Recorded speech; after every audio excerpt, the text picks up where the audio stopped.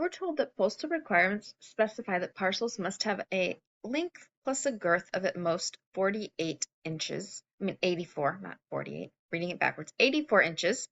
Consider the problem of finding the dimensions of a square-ended rectangular package with the greatest volume that is mailable. And obviously I can't spell greatest. That's okay. So express length plus girth in times of x and h. So what we want to do here is you can see both this A and B is all this setup. We have to figure out what our equations are that are going to help us write our equation, because we can see we have two variables, but we're not going to want to actually write an equation. We're not going to be able to solve an equation in two variables, at least not now. And so we have to get there first. So what is this length plus girth? Well, girth, first of all, right here, this is girth, okay? It's the perimeter of the end. So the girth here is 4x plus h.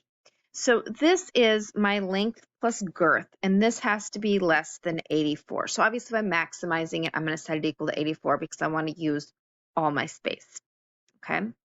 Now, what do we want to maximize? We want to maximize the volume.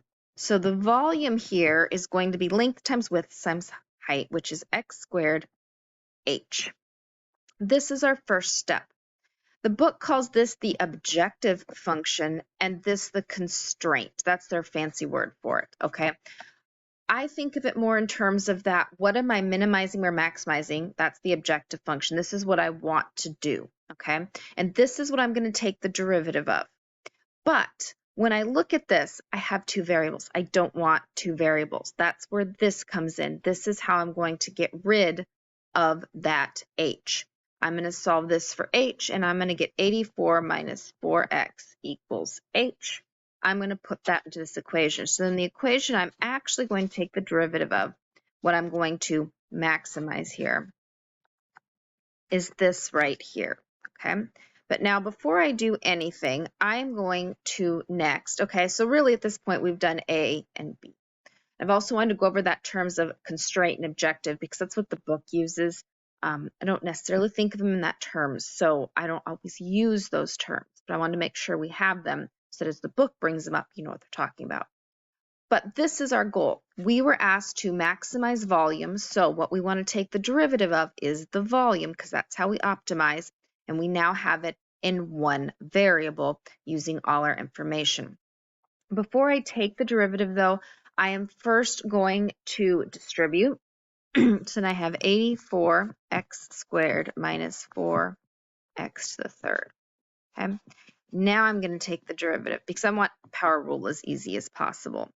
So 84 times 2, because I'm going to bring that down, is 168x minus 12x squared. Okay. Now, what I'm going to do is I'm going to set this equal to 0. Okay. Because remember, my maxes and mins are at those changes in slope, hence why this works. 12x squared equals 168x. Actually, I'm going to do it a different way. There's a bunch of different ways to do this. I'm going to actually factor. I think that's probably the easiest way to do this. I'm going to pull out a 12x. That's 14 minus x. So then x equals 0 or 14. But, of course, I'm not going to use 0, so I'm going to use x equals 14. So then that is my thing. So looking at my thing here, this is 14 by 14. I also need to know what h is, so then I'm going to use that constraint formula. So h is 84 minus 4 times 14, which gives me 28. So then 14 by 14 by 28 is my max. But that's going to give me my biggest volume. And of course, I could sit here and I could figure out what the volume is. The volume, I've got my calculator, 14 times 14 times 28 is going to be 5488 inches squared, because I think this was all in inches.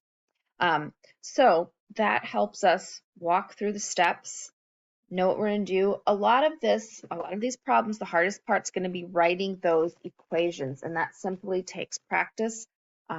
But most of these equations are no different than anything else you've been writing.